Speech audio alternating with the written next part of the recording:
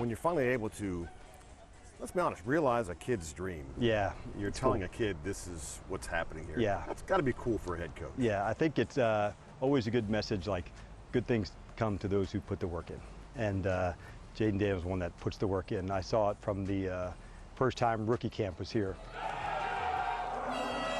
And I arrived pretty early and he was right there. And same with the next day, and then we didn't have practice the next day and he was still there. So you can see some people do it for a short time, you know, trying to make a good first impression or that. But what you'll learn with Jayden is that it doesn't stop. I thought Zach Ertz said a good thing where a lot of people said, this guy is going to be good. This guy is going to be good. And Zach said, I think that's a mistake. This guy is good. Daniels keeps it himself. I'm doing the game the other night, calling the game, and I can clearly see when he makes that run, there's head coach going, get down.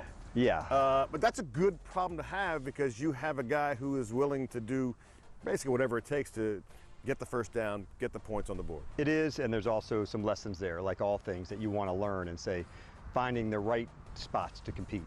And I think as any competitor knows, finding the right spots is, you know, half the battle. And so on that particular play, first down was had, we get to go move the chains again. The other 3 to 4 yards on that particular extending of the play does not matter. And so those were the ones in the moments to say, by design, this is, you know, what we're looking to do. And so we had a good long discussion on that today. What takes place in that building?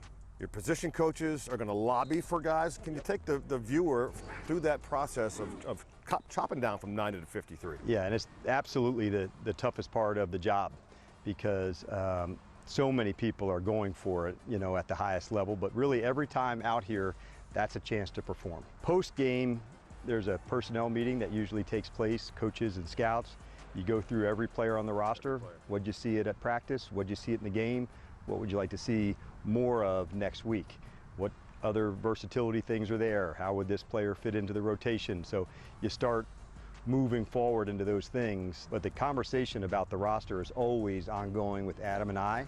And how do we find the best group? McSorley, pressure, up top, oh! We saw your starting quarterback jump up and down like a little kid on the sideline when a quarterback who will not be on this squad, Trace McSorley, but filled in nicely. I've covered football for almost 3 decades. It's a little different than what I'm used to seeing. And it's our version of going from a neighborhood into a brotherhood.